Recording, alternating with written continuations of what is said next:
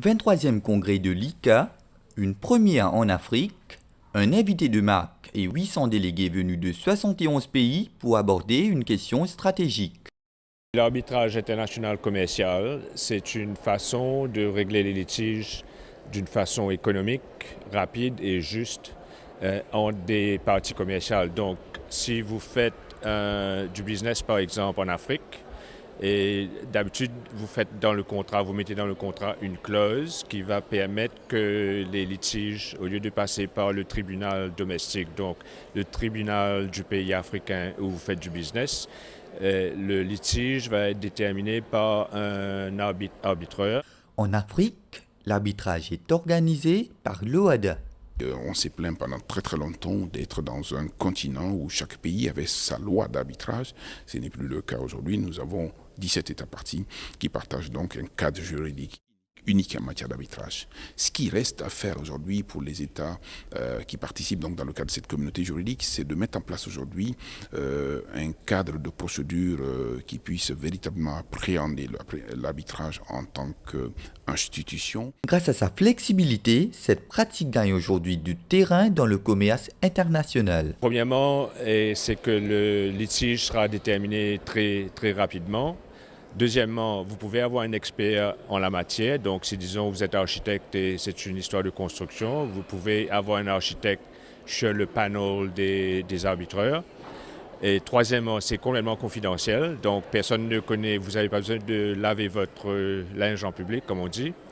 Et quatrièmement, c'est rapide et c'est certain parce que dès que le award qu'on appelle, dès que le jugement a été donné, il n'y a pas de droit d'appel, sauf s'il y a eu une vice de procédure telle que vous n'avez pas eu ce qu'on appelle procedural fairness. The United Nations Convention called the New York Convention, to which all countries in the world are parties, and which provides that once an arbitrator or arbitrators have made a decision, that decision can be taken to another court in another country where assets may be and enforced as if it was a judgment of that court. Connu sous l'acronyme MIAC, le centre d'arbitrage mauricien n'existe que depuis 5 ans.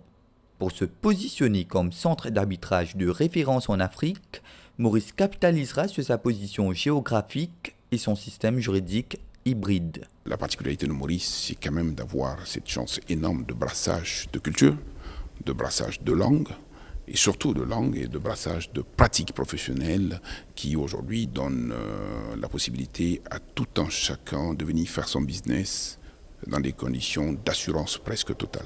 Il y a quand même 2 ou 3 endroits en Afrique qui essayent de nous imiter et de faire mieux. Je pense que Rwanda, mais il y a aussi une cour en Côte d'Ivoire, à Abidjan, qui siège dans le système OHADA. Les concurrents de l'île Maurice, il y a eu Dubaï qui est très tenté donc, et qui investit beaucoup pour appeler les investissements africains pour les holdings. Je citerai aussi à la périphérie, sur la zone géographique du Maghreb, le Maroc, qui a des ambitions fortes pour jouer un rôle moteur pour le développement du continent. Nairobi n'est pas à ignorer. Le congrès s'est achevé le 11 mai. Rendez-vous en 2018 à Sydney.